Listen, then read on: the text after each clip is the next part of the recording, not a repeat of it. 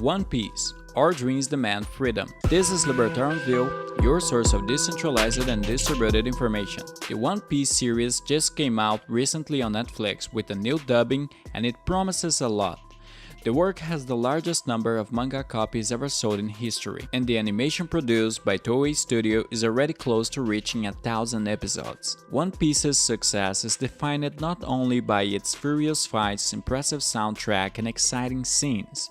We may not realize it right away, but if we stop to analyze a little bit, the One Piece series presents messages analogous to freedom from beginning to end. The anime universe is formed by several islands, and the world government is the one that holds the governmental control of all these islands. But if there is one thing in this world that the government cannot control, it is the ocean.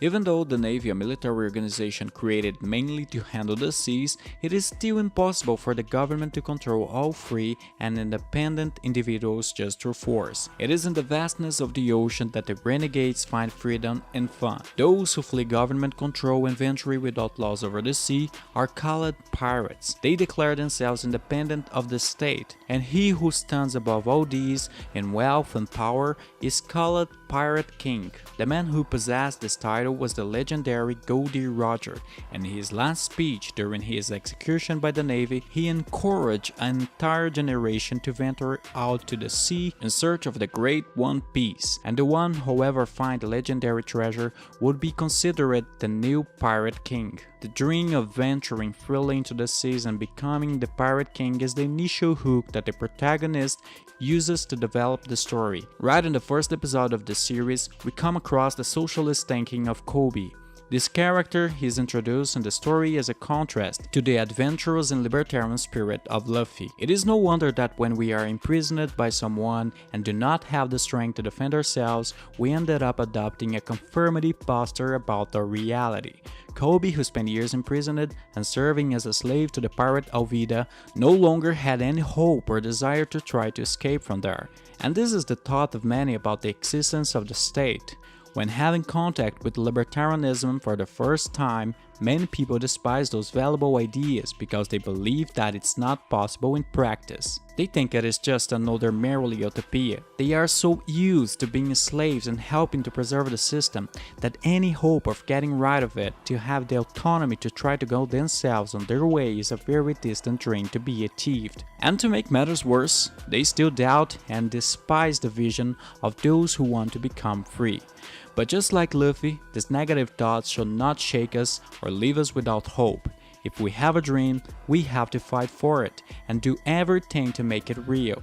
If Luffy aims to become the Pirate King, it is because he wants to be free.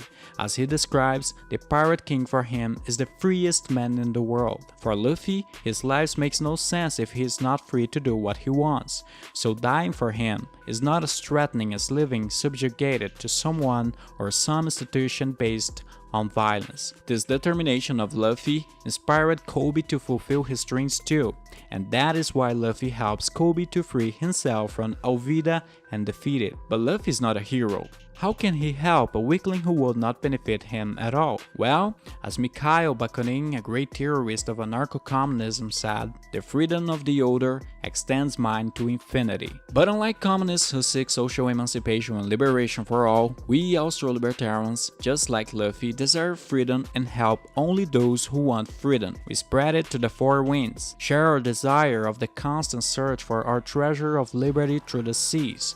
But if the status wants to continue refusing to free themselves, we do not force them, and we do not stick to a more significant cause that is not ours. Like Luffy, we help only the Cobys that we find, those who have grown tired of being imprisoned but do not have enough strength to fight alone. Therefore, we ignore that Bakunin's quotation extends to everyone and apply it only to those who long for freedom.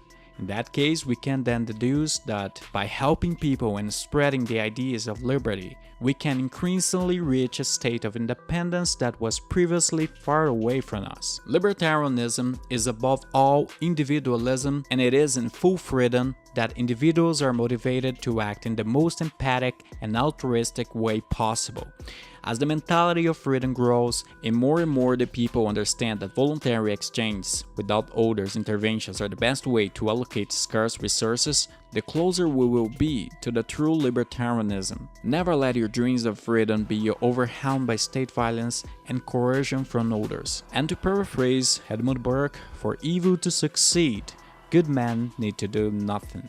Thank you for your audience. This article was originally written by Satoru-san, translated by Drew, revised by GLBP Ghost, and narrated by Alexander Bard. If you liked this video, please hit the thumbs up icon below and share the video in a social network. If you want to be notified of older videos, hit subscribe and then the bell icon. See you soon!